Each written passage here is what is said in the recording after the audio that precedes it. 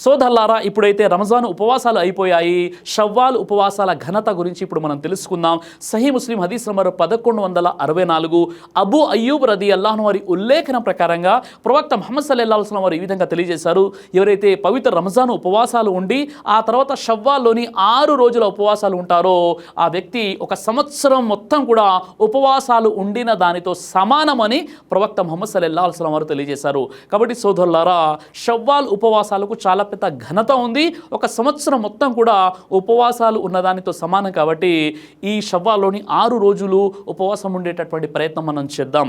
ఎవరైతే పవిత్ర రంజాను మాసంలో కొన్ని కారణాల వల్ల స్త్రీలు తమ బహిష్టు కారణంగా, పురుషులు అనారోగ్యం కారణంగా ఎవరైతే ఉపవాసాలను వదిలిపెట్టారో వారు రంజాన్ తర్వాత వెంటనే వారు విడిచిపెట్టినటువంటి ఫరజ్ ఉపవాసాలు ఉండాలి. అలా కాకుండా షవ్వాలు ఉపవాసాలు ఉండే ప్రయత్నం చేయకూడదు. ఎందుకంటే షవ్వాలు ఉపవాసాలు ఉండడానికి ఒక నెల సమయం ఉంది. అది నఫీల్ ఉపవాసాలు.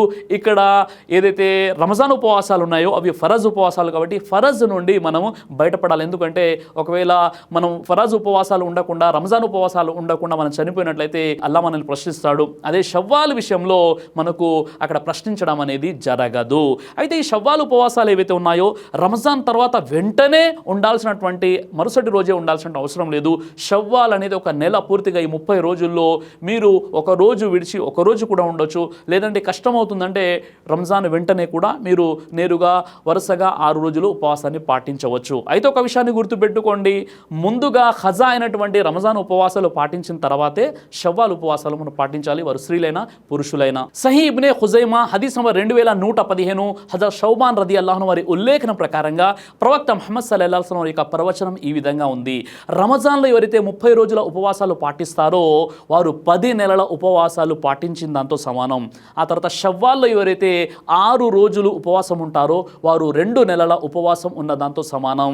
ఈ రెండు కలిపి అంటే రమదాను యొక్క 30 రోజుల ఉపవాసం 10 నెలలకు సమానం, షవ్వాల్లోని 6 రోజుల ఉపవాసం 2 నెలలకు సమానం. ఈ రెండు కలిపి ఒక సంవత్సరం ఉపవాసం ఉన్న దాంతో సమానం. కాబట్టి ఎవరైతే రంజాన్లోని 30 రోజుల ఉపవాసాలు ఉండి ఆ తర్వాత షవ్వాల్లోని 6 రోజుల ఉపవాసాలు ఉంటారో వారు పూర్తి సంవత్సరం ఉపవాసం ఉండిన దాంతో సమానమని ప్రవక్త ముహమ్మద్ సల్లల్లాహు అలైహి వసల్లం వారు తెలియజేశారు. కాబట్టి అల్లాహ్ సుబ్హానహు వ తఆలా మీకు నాకు మనందరికీ కూడా ఈ పవిత్ర రంజాన్లో 30 రోజుల ఉపవాసాలు మనం ఉన్నాం కదా, అదే విధంగా షవ్వాల్లో కూడా 6 రోజులు ఉపవాసాలు ఉండేటటువంటి సద్బుద్ధిని ప్రసాదించుగాక.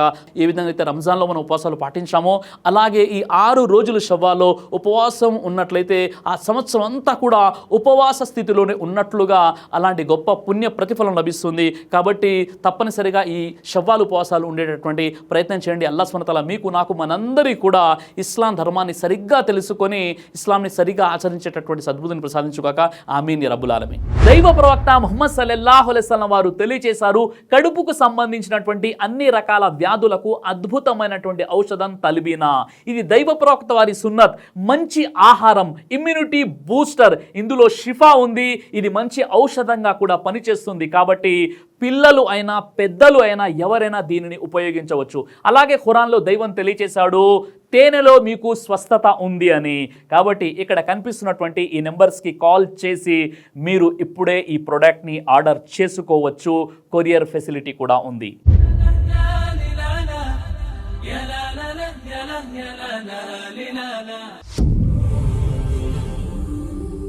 బ్రదర్ సిరాజ్ అని యూట్యూబ్ ఛానల్ని మీరు సబ్స్క్రైబ్ చేసినట్లయితే ఇన్షాల్లా దేవచిత్తం అయితే మీకు వీడియోస్ వస్తుంటాయి. అదేవిధంగా బ్రదర్ సిరాజ్ అనేటటువంటి ఫేస్బుక్ని కూడా లైక్ చేయడం వల్ల మీకు వీడియోస్ వస్తుంటాయి.